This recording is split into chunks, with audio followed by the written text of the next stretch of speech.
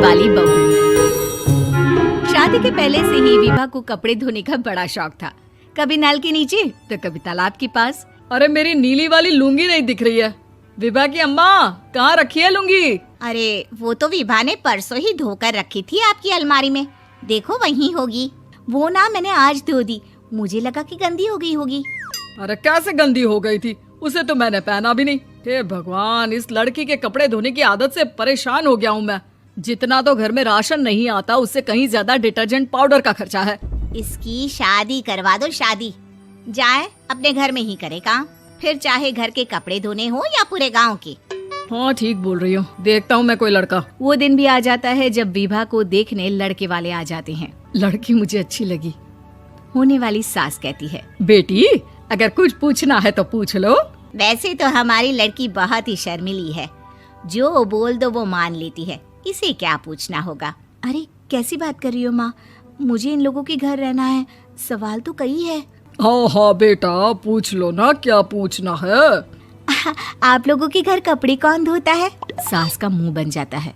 देखो, अगर तुम ये कहना चाहती हो कि तुम्हें कपड़े धोने नहीं आते तो सुन लो, कपड़े मैं ही धोती हूँ, लेकिन तुम्हारे आ जाने के बाद मैं रुमाल तक नहीं धोऊंगी। अरे चुप रहना भाग्यवान, बहू बेचारी घर आई नहीं, उसे डराना शुरू कर दिया।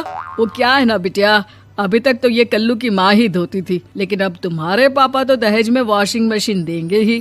तभी विभा की माँ बोल पड़ती है, सवाल भी पूछा तो क्या। वैसे भाई साहब, मशीन की तो फिर भी कपड़े धोने की कैपेसिटी होती है। मतलब जो बिटिया दे रहे हैं ना विभा, इसे कपड़े धोने का बहुत शौक है। ये आप लोगों के क्या, आस पड़ोस गांव मोहल्ले सबके कपड़े धो दे और उफ तक ना करे। बाहर देखा नहीं आपने कितने कपड़े सूख रहे हैं? सब हमारी बिटिया ने ही तो धोए हैं। बस भी करो ना माँ, शर्म आ रही इतनी तारीफ सुनकर।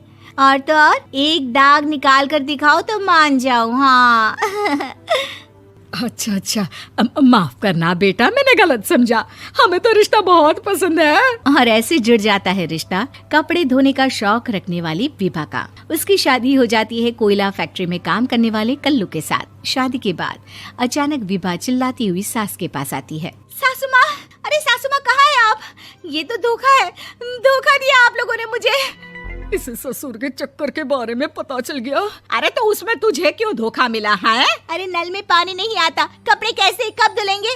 अच्छा, तू पानी नहीं आ रहा उसकी बात कर रही है। तो आपने क्या सोचा?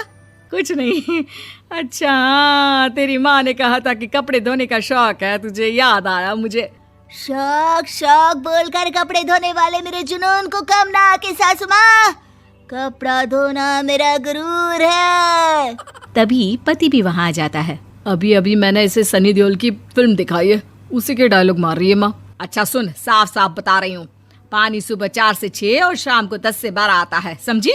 विभा टाइमिंग सुनकर हैरान हो जाती है। ये क्या भूतों का मोहल्ला है?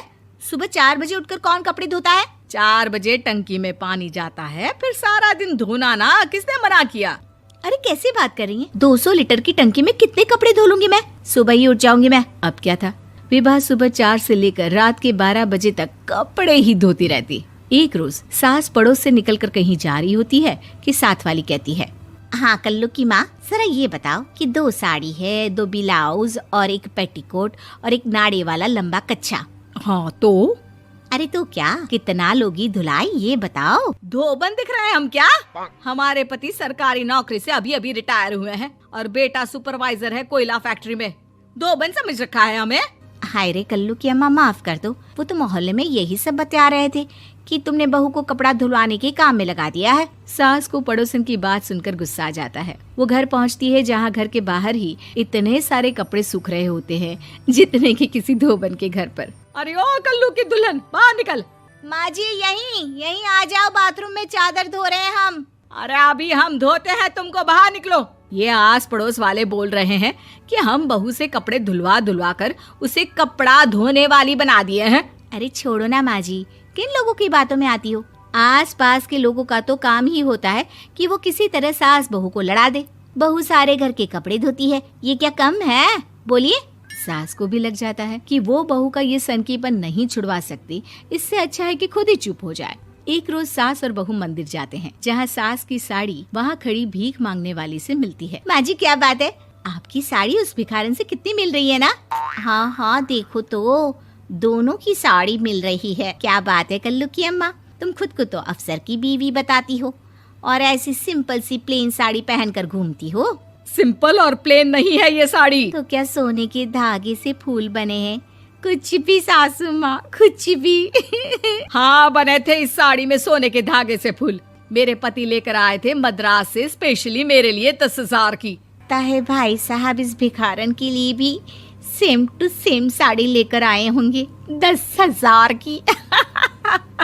सास उस वक्त तो कुछ नहीं कहती, लेकिन बहू के साथ घर आती है और अलमारी से एल्बम निकाल कर लाती है। ये साड़ी देख रही है, ये वही साड़ी है जिसे मैंने अभी पहना था। इस साड़ी में ये जो चमकदार फूल दिख रहे हैं ना, ये सोने के धागों से काढ़े गए हैं। लेकिन तू लोकल वॉशिंग मशीन ब्रश से घिस घिस कर सारे फूलों को निकाल कर साड़ी प्लेन कर दी। मुझे माफ कर दीजिए सासू माँ। और तो और, जब मैंने तुझे तेरी गलती के लिए कुछ नहीं कहा, लेकिन तूने तो सबके सामने मेरा मजाक ही बना दिया। क्यों? बहू को समझ में आ जाता है कि अब से उसका कपड़े धोना बंद।